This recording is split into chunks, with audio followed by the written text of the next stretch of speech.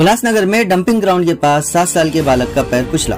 Konark company का truck चालक फरार, घायल बालक अस्पताल में दाखिल। उल्लासनगर महापालिका द्वारा कचरा वाहतूक के लिए कोनार्क कंपनी के एक डंपर चालक ने उल्लासनगर नंबर 5 आकाश कॉलोनी में रहने वाले 7 साल के गणेश चौहान नामी बालक का दायां पैर डंपर की चपेट में आने से घायल हो गया। गंभीर घायल अवस्था में उसे एक निजी अस्पताल में भर्ती कराया गया। स्थानिक जनता ने आए दिन हो रहे इस तरह की दुर्घटनाओं को रोकने के लिए इस डंपिंग ग्राउंड को बंद करने या यहां से हटाने की मांग की। हिललाइन पुलिस ने घटनास्थल पर पहुंचकर कोनार्क कंपनी के डंपर चालक के खिलाफ कारवाई करने की कारवाई शुरू की। आज या ठिकाणी हा आकाश कॉलनी परिसर आहे, टँकर पॉइंट आणि म्हात्रे कंपाऊंड या वरच्या बाजूला डंपिंग ग्राउंड आहे। या डंपिंग ग्राउंडच्या डंपिंग करण्यासाठी, कचरा डंपिंग करण्यासाठी या कोनार्क कंपनीच्या गाड्या येतात। त्या गाड्या चालवत असताना हे ड्रायव्हर हे नशा करलेले असतात आणि कुठल्याही प्रकारचं लीगल त्यांच्याकडे लायसन वगैरे नसतं। आता ही आज जो प्रकार घडलाय, एक गाडीवाल्याने एक पोराच्या पायावरतून गाडी घालवली।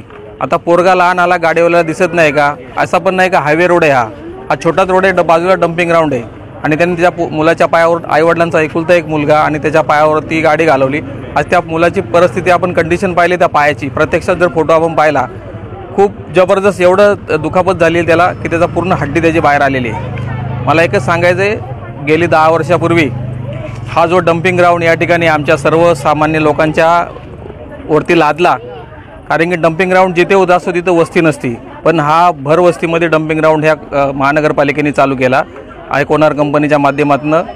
परंतु इथे येताना जाताना हे गाडीवाले एवढे मध्यधुंद असतात, अंधाधुंद प्रकारे गाडी चालवतात, फास्ट गाडी चालवतात, कुठली गाडी समोर येते, कितीतरी गाड्यांना रिक्षावाले असो टेम्पोवाले ठोकर मारून दादागिरी करून जातात। यांची दादागिरी आम्ही किती सहन करायची। आज या डंपिंगच्यामुळं स्थानिक लोकांना एवढी रोगराई पसरली, धूर येतो रात्रीचा, हे लोक रात्रीचा धूर येतो म्हणून त्यांच्याकडे कंप्लेंट करायला जातात, ते धमकी देतात, यांना शिवाय देतात त्या लोकांना येऊन। मग ही दादागिरी आम्ही सहन किती करायची, किती अन्याय सहन करायचा। आज ह्या आमच्या परिसरामध्ये आपण बघितलं तर इथलं जे पूर्वीचे जे 10 वर्षापूर्वीचे जे प्रॉपर्टीचे रेट होते ते आज त्याच्यापेक्षा अर्धेसुद्धा राहिले नाही।